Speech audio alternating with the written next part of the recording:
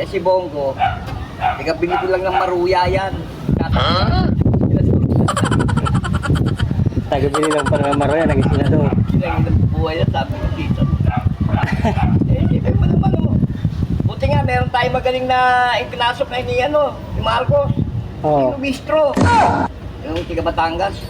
Distrito ng Batangas yung Mabini yun, di ba? Kaya sa Bawan. Bawan. Sabi mo, ang galing ni bistro. Parang si Miriam yan. Magaling ang gato yun. Si Miriam Defensor. Oo.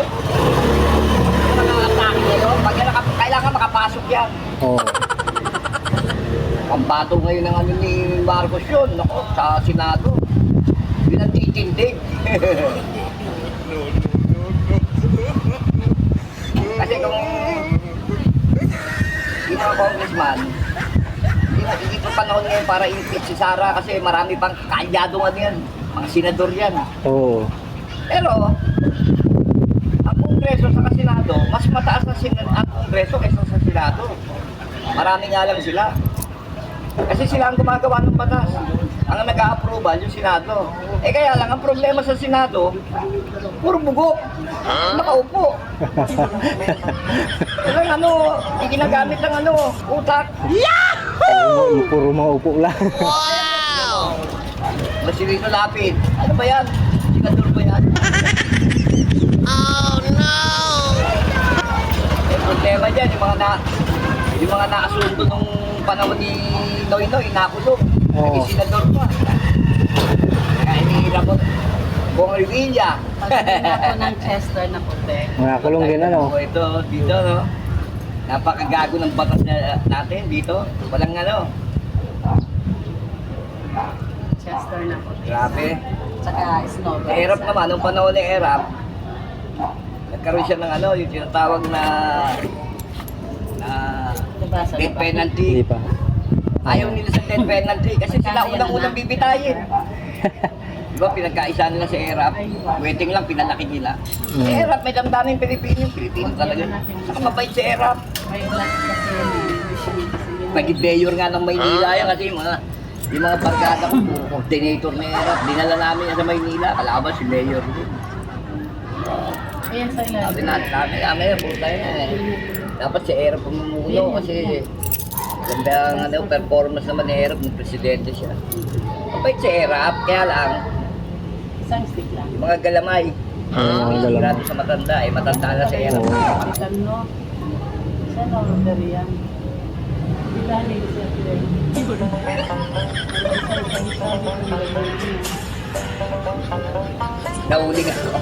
Nahuli ako. Pinagbabawal ni Erap dumaan dyan sa mga sa mga binondo. Ang benta ko niya na dumaan dyan sa mga highway. Sabi mo kung Puta, ilang beses ako nakahuli ng mga bata ni Erap, sila Yabo ko. Yung mga, yung mga team leader niya ng mga motorcycle dyan, kasi bawal dyan dumaan. Kasi, yan, national road yan, yung yung Binondo. Oo. Papunta lang Divisoria. Doon ako sumusorka.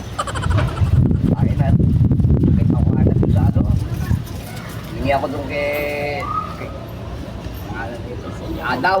Ay, yung gamit mo. Oo. Tricycle. Meron pa ako, TMX pa. Pangatlong butok ko. Wow! Yahoo! Ngayon, sabi ni Adaw, saka ba nahuli Yeah, Binondo.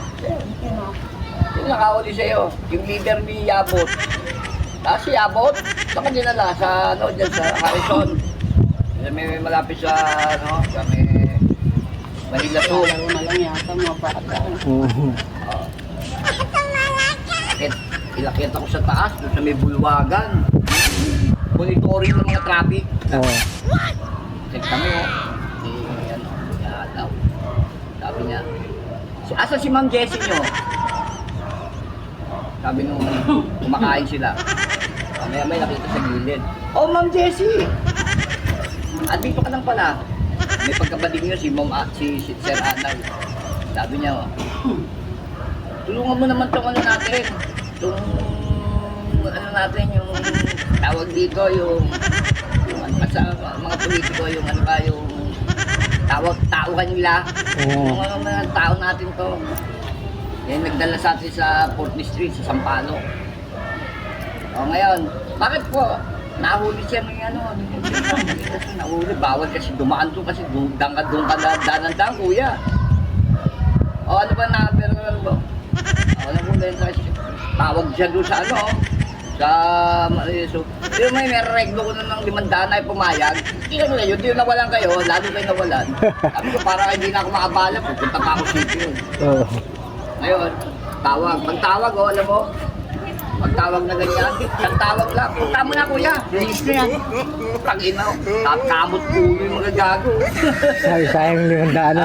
Sayang 500. Alam mo, nawalan pa sila. Oo.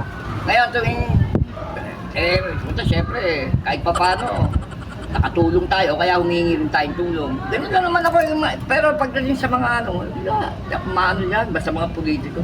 Pero lang kung nagpapatawag sila, ako ginagamit ko to, kakarga ng maraming mineral to. Order sila mga ilang libong mineral, pabalik-balik ako doon sa water station, pinukuna namin. Dami. Tapos, yan. Pagdating ng tapos na yung ginamit na gym dyan sa mga district sa Maynila, kami naman pupunta naman kami doon, kukunin namin yung mga tira. Dami! Utang na, pakapagkain o, kakarga doon, pinamimigay na lang namin. Erap, paano? Maluwag sa erap, mabay sa erap. Kaya lang, tayo matanda. Tanda na si Hiro. Ang nagmana sa kanya si JB. JB Renzi na mabait si JB. Hindi ka guys si Chicoy, may pagkapasabunero. Loko yung Chicoy. Ang Maynila ngayon, bugbugan ng laban ngayon ng Maynila. Isko, tatakbo na naman. Halin ako na nakaupo. Natundong.